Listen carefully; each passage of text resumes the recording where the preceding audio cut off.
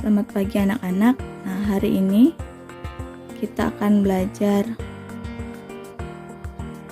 materi tema yaitu mata pelajaran bahasa Indonesia. Nah, hari ini kita akan belajar tentang benda yang dapat dibuat dari berbagai macam. Ya.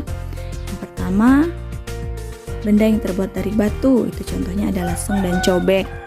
Nah, lesung dan cobek ini, lesung atau cobek ini itu yang biasanya untuk kita mengulek sambal atau mengulek bawang. Nah, itu namanya lesung atau biasa juga disebut cobek. Nah, itu terbuat dari batu.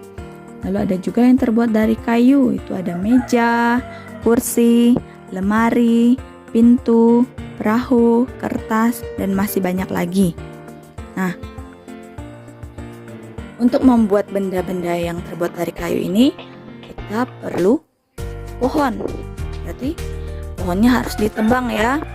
Nah, kalau misalnya menebang pohon, harusnya kita menanam kembali pohon yang baru. Nah, agar pohon yang baru itu dapat menggantikan pohon yang kita tebang tadi. Jadi kita misalnya menebang 10 pohon, maka harus menanam 10 pohon lagi. Seperti itu ya, supaya pohon tidak habis. Lalu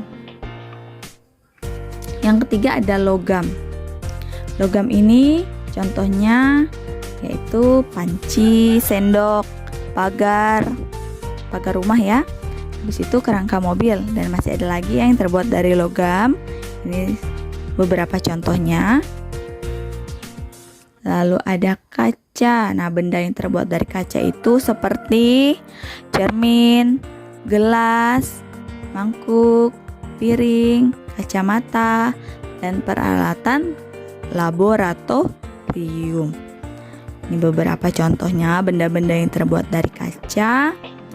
Lalu ada juga benda yang terbuat dari karet.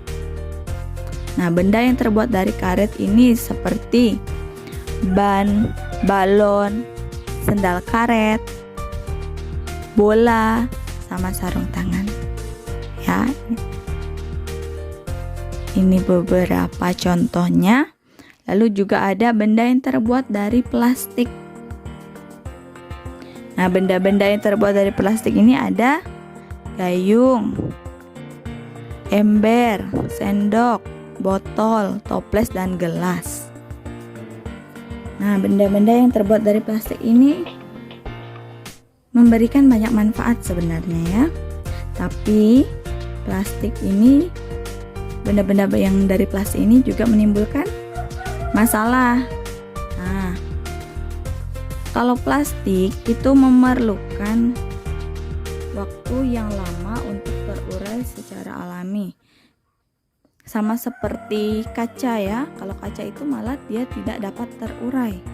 Jadi harusnya kalau kaca, benda-benda yang terbuat dari kaca itu dia bisa diolah lagi ya. Jadi bisa diolah lagi menjadi benda-benda yang baru itu kalau kaca. Tapi kalau plastik ini dia terurainya lama sekali. Untuk yang terurai secara alami itu membutuhkan sekitar puluhan bahkan ratusan tahun. Nah, jadi kamu bisa bayangkan ya, apabila kita membuang kantong plastik. Misalnya sekarang nih kita membuang sampah plastik nih. Nah, sampah plastik itu tuh baru bisa terurai sekitar 10-20 tahun yang akan datang. Jadi lama sekali ya. Jadi misalnya kamu sekarang umurnya berapa? Ada yang 9 ya, 9 atau 10 tahun. Jadi kalau misalnya kita membuang sampah plastik itu sembarangan, nah, ketika 10 tahun atau 20 tahun lagi, itu sampah plastiknya masih dalam bentuk plastik. Jadi belum terurai. Ya, seperti itu.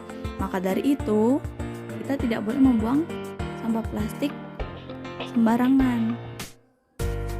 Jadi kita harus membuang di tempat sampah. Nah, ada beberapa cara agar sampah plastik dapat berkurang atau dapat dikurangi. Yang pertama itu ada, kita mempunyai 3 cara. Yang pertama itu ada reduce itu mengurangi. Nah, mengurangi di sini adalah mengurangi penggunaan plastik. Contohnya ketika kita mau belanja, nah biasanya kalau misal orang belanja itu pasti banyak sekali plastik ya. Nah, baiknya kita membawa tas belanja sendiri, dibawa dari rumah. Nah, sehingga kita tidak perlu menggunakan kantong plastik. Jadi kita bawa tas yang bisa kita pakai berulang-ulang. Jadi tidak perlu menggunakan banyak plastik ya. Lalu ada reuse atau menggunakan kembali. Nah, menggunakan kembali ini atau memanfaatkan kembali sampah plastik. Misalnya sampah kemasan botol minuman itu digunakan untuk membuat pot bunga. Nah, itu berarti menggunakan sampah untuk dimanfaatkan kembali menjadi benda-benda lain ya. Lalu ada recycle, itu mendaur ulang. Nah, mendaur ulang sampah plastik biasanya dilakukan oleh pabrik atau usaha rumahan. Nah, sampah plastik ini dapat diolah menjadi barang-barang yang baru yang dapat dimanfaatkan lagi.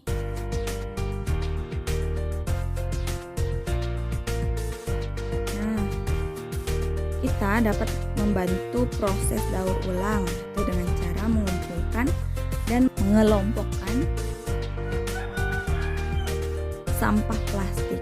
Nah, jadi sampah plastik tidak dicampur dengan sampah lainnya.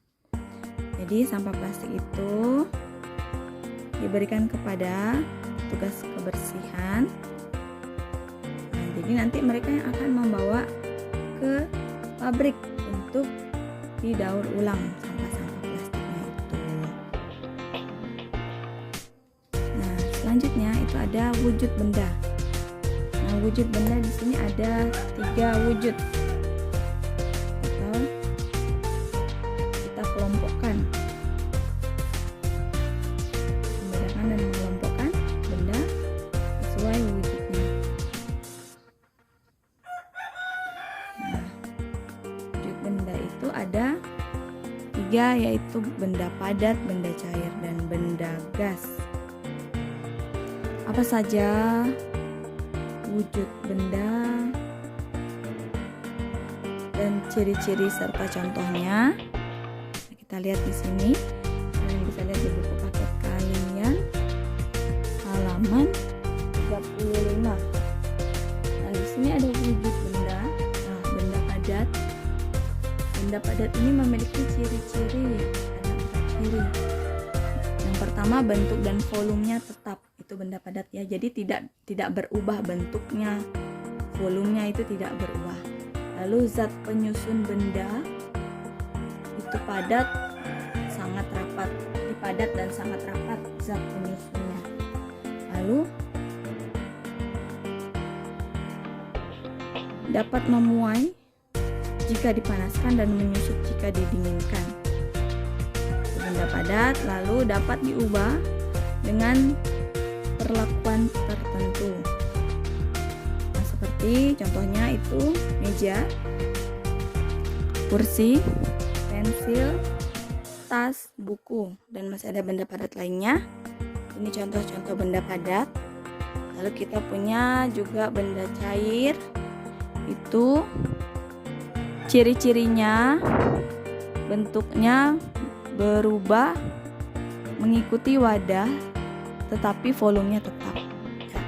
Jadi bentuknya mengikuti wadah.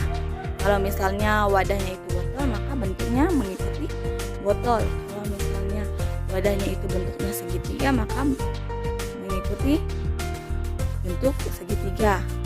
Kalau wadah botolnya kubus, maka mengikuti kubus, tapi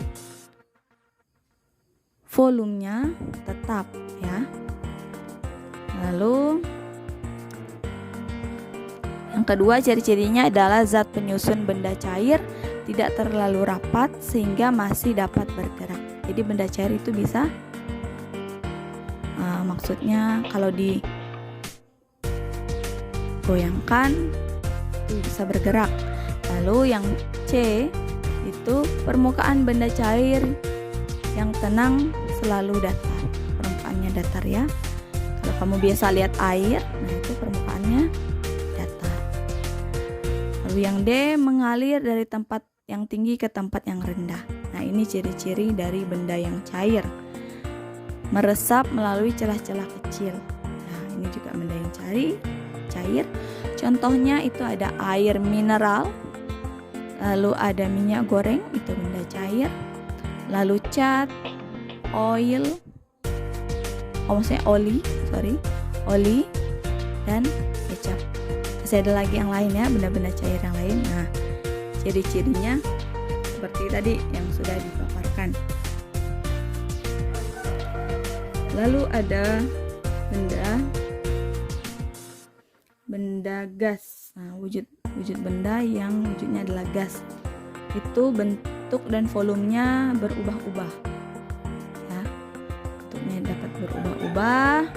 Lalu zat penyusun benda gas itu tersusun renggang. Tidak dapat dilihat tetapi dapat kita rasakan. Seperti angin tuh ya, kita tidak bisa melihat angin, tapi kita bisa merasakan ada hembusan angin. Nah, lalu gas itu menempati ruangan. Jadi misalnya kamu di satu ruangan, misalnya di ruang kelas. Nah, sebenarnya di ruang kelas kita itu penuh dengan gas. Nah, hanya saja karena gas itu tidak terlihat dengan mata kita, nah dia tidak terlihat. Jadi kita tidak tahu kalau ternyata di dalam kelas selain ada kita, ada juga gas tadi, benda gas itu. Nah, lalu ciri-ciri lainnya adalah menekan ke segala arah. Nah, itu ciri-ciri gas. Contohnya udara, angin, uap, air, dan asap. Nah, ini adalah contoh-contoh benda gas. Ya. Jadi ada 3 wujud benda, yaitu benda padat, benda cair, benda gas. Kalau benda padat dia tidak dapat berubah bentuk,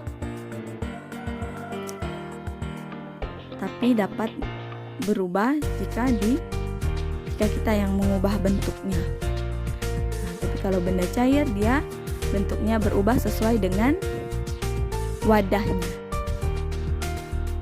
Nah, kalau benda cair itu mengalir dari tempat yang tinggi ke tempat yang rendah. Itu salah satu ciri-cirinya. Lalu kalau gas, kita tidak dapat melihat tapi dapat merasakan. Oke. Lalu, nah ini menulis sifat benda dalam laporan hasil pengamatan.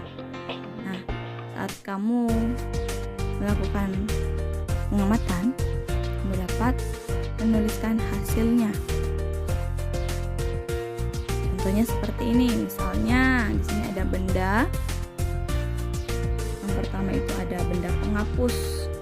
Penghapus ini kita mau lihat dia bentuknya berubah sesuai tempat atau dapat digenggam. Nah, ternyata penghapus itu tidak berubah sesuai tempatnya, tapi dapat digenggam. Nah, lalu ada benda tas. Nah, benda tas ini tidak dapat berubah sesuai tempat, tapi dapat digenggam. Sedangkan air itu dia bentuknya berubah sesuai dengan tempatnya, tapi air tidak dapat digenggam. Tidak seperti penghapus tadi dapat kita genggam ya. Lalu ada juga udara.